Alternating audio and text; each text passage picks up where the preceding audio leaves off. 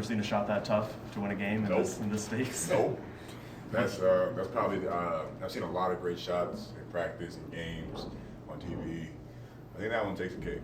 What's going through your head as you see him shooting it and then it's in the air? And Kyrie, we trust. As soon as we give him the ball, we know he's going to be able to make either he's going to find a great shot or he's going to make a great opportunity for someone else. So whenever we see him get the ball, just sit back and just watch it happen. And no one was expecting him to make that layup. No one was expecting him to take that floater layup, whatever you want to call it, but makes the shot. And then what's going through your head when it goes in? Honestly, I was surprised Markieff Morris sprinted off the bench faster than anybody. So, everybody was ecstatic. They were being able to see that shot in that moment. It's amazing. It's exciting, and you don't get many chances or many feelings like that. How much of a confidence booster is a game like this one against Denver? Obviously, y'all had an up and down season. Now you said it's 7th in the West, but obviously such a marquee win. How does this one translate towards the rest of the season? We just got to build off it. I feel like our defensive talk, our defensive discipline is definitely stepping up and stepping in the right direction. So we just got to be able to build off it. We got to be able to make sure we learn from our mistakes and get to the next one. We're not going to be able to just sit here and be like, yeah, we won a game. They're a great team for sure, but there's other great teams out there. What were some of the little things that you noticed defensively that were different today that haven't been maybe prevalent in some of the other ones? There was definitely some times where we had to just change up what we were doing. Moving around who was guarding who, moving around how we were guarding things, how we were playing things throughout the entire game. It was just kind of figuring out what scheme was going to work at that time, and as soon as it stopped working, we were going to change it again. What worked for you guys so well in the offensive glass tonight? If the shot goes up, we got to be able to battle down low as bigs, and there was definitely, PJ had a big rebound tonight, being able to know he had 11. No, wait. Yeah, he had 11.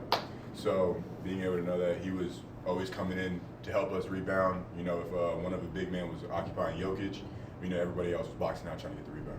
You guys went to Denver a couple months ago and got outscored in the paint by 20.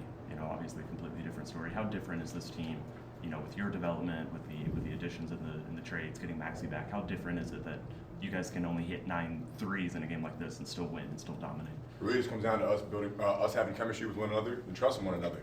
Being able to trust on switches, be able to trust on having a low man, having the next man reel over or rotate. It's just playing together with one another for this, not even that long of a time, but being able to build this much trust is amazing. You very rarely see Joker have this poor of a shooting night. Why do you think you guys were able to contain it as well as you did?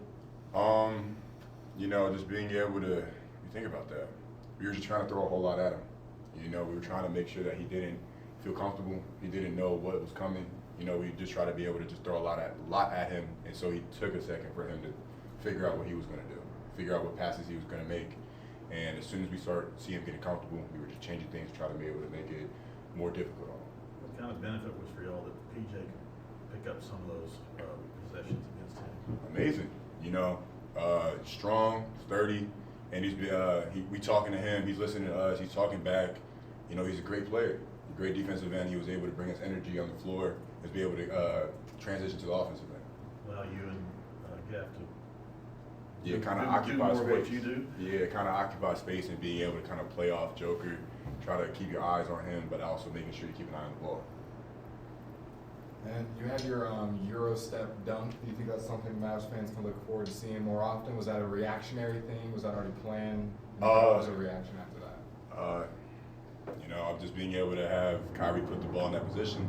He trusts me to finish the play, so I got to do it. It's kind of a reaction. It's kind of just, if he's going that way, I'm going to go the other way.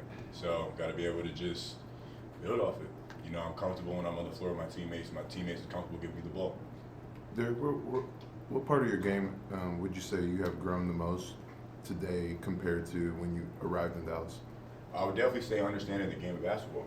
Understanding what the rotations, understanding player personnel, who's good at what, who's bad at what, understanding where I need to be, understand that whenever someone is playing one-on-one, they're not looking at the defender, they're looking to see if anyone's behind him. So I'm trying to be able to make sure that I'm always in line of sight to make the ball handler kind of question if he's going to do that move or go somewhere else. Appreciate you. Have a good one.